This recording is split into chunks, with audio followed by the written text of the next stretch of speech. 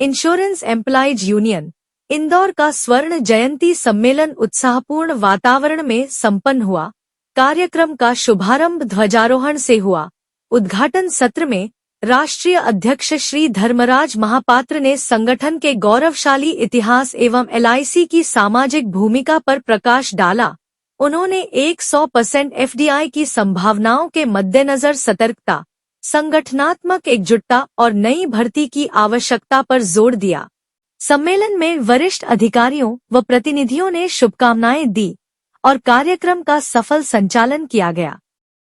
आज यहाँ पर जाल सभागृह पर all India insurance employees association Indore मंडल का स्वर्ण जयंती अधिवेशन की शुरुआत हुई है।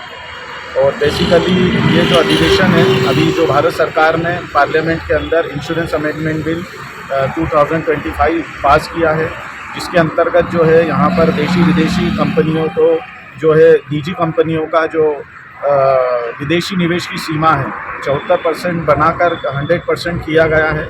All India insurance employees association का यह अधिवेशन इसका विरोध करता है, क्योंकि हमारी यह समझ है कि इस देश की बचत पर जो है अगर विदेशी लोगों को, विदेशी कंपनियों का एकाधिकार हो जाएगा तो निश्चित रूप से ये देश जो है आर्थिक रूप से काफ़ी कमज़ोर होगा और हमारे देश की जो आर्थिक संप्रभुता है इसमें कहीं ना कहीं विदेशी कॉरपोरेशन का नियंत्रण हो जाएगा। इसलिए हम इंश्योरेंस सेक्टर जो कि भारतीय जीवन बीमा निगम है, ये भारत में जो है सबसे बड़ा जो है डोमेस्टिक इन्वेस्टर है, जो इस देश की जो है बचत को एकत्रित कर इस देश के विकास के अंदर खर्च करता है और इस देश के विकास में सबसे ज़्यादा पूंजी भारतीय जीवन बीमा निगम लगाता है। इसलिए हम इस FDI का विरोध कर रहे हैं। सरकार के जिम्मेदार तंत्र से आपकी चर्चा हुई है क्या? किस तरह का आश्वासन मिला? जी हाँ सर, हमने विभिन्न परिपत्रों के माध्यम से, सेमिनारों के माध्यम से, कन्वेंशन के माध्यम से और मीडिया के भी माध्यम से सरकार तक ये बात पहुँचाने का भरसक प्रयास किया है कि सरकार जो है इंश्योरेंस अमेंडमेंट बिल के अंदर जो प्रावधान किए गए हैं वो ये चाहे वो FDI का प्रावधान हो, चाहे वो एजेंट्स आर्किटेक्चरिंग का प्रावधान हो, चाहे वो एक अभिकर्ता को विभिन्न कंपनियों का कार्य करने का जो लाइसेंस सरकार देने जा रही है, हम उसका विरोध करते हैं और सरकार को इस विधेयक पर पुनर्विचार करना चाहिए। आपका परिचय? मैं अनिल सुबाड़े, अध्यक्ष इंदौर इंश्योरेंस एम्प्लॉयज एसोसिएशन। खास मांगे इस आयोजन के माध्यम से सरकार के समक्ष रखी जा रही है।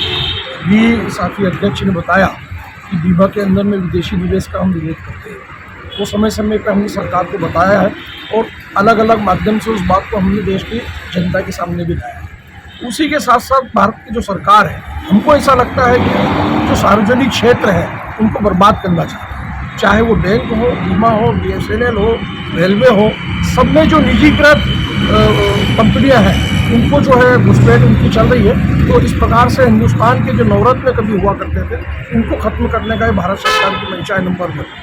नंबर 2, भारत के अंदर में भारत की सरकार ने पिछले समय पे जो लड़कर के कर्मचारियों ने, मजदूरों ने श्रम कानूनों को प्राप्त किया था, उन श्रम कानूनों के अंदर में मनमाने तरीके से परिवर्तन करते हुए भारत के अंदर में 4 श्रम संहिताएं लागू कर दी। और हमारा ये मानना है कि जो 4 श्रम संहिताएं हैं, इसके भारत के अंदर में आ जाने से मजदूरों का, कर्मचारियों का जो जीवन है वो बस से बदतर होता चला जाएगा।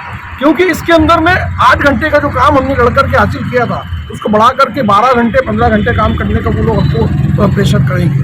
वो महिलाओं को रात की पाली में काम करने के लिए बाध्य किया जाएगा। उनके कारण से जो न्यूनतम वेतन हिंदुस्तान के अंदर में कभी हुआ करता था, वो न्यूनतम वेतन जो है उसको कम कर दिया जाएगा। उसके अंदर में ये प्रावधान है कि अगर किसी कंपनी मालिक को कंपनी को बंद करना होता था तो अगर 100 कर्मचारी वहाँ काम करते हैं तो उसको पहले भारत सरकार की अनुमति लेना होती है। अब भारत की सरकार ने ये परिवर्तन कर दिया है कि अगर 300 कर्मचारी भी वहाँ काम करते हैं तो मालिक जो है अपनी मनमाफिक तरीके से उसको बंद कर देगा। तो ये जो स्थिति है, एक अराजकता की स्थिति हिंदुस्तान के अंदर में हो रही है और इसके खिलाफ में हम 12 फरवरी को पूरे देश के अंदर 1 दिन का हड़ताल भी करने वाले हैं। तो उस हड़ताल के माध्यम से और हमारे सेमिनार और मोर्चे के माध्यम से हम लोग भारत सरकार से ये मांग करते हैं कि जो जिस प्रकार के हिंदुस्तान के विरोध में जो आप लोग निर्णय ले रहे हैं, उस निर्णय को जो है पलटे और भारत के हित में, भारत की जनता के हित में जो है विभिन्न कंपनियों के काम की छूट भी जो दी जा रही है, लाइसेंस दिए जाने वाला, उसको लेकर किस तरह का आक्रोश है? अभी जो है भारत की सरकार ने ये भी निश्चित किया था कि जो समावेशी जो कानून उन्होंने 2025 में लाया है उसके अंदर में वो एक ही अभिकर्ता को कई कंपनियों के काम करने के लिए उन्होंने बोला था, लेकिन हमारे विरोध के चलते भारत की सरकार ने अभी तो ये सुना हुआ है कि उसमें अभिकर्ताओं को जो है छूट नहीं दी गई।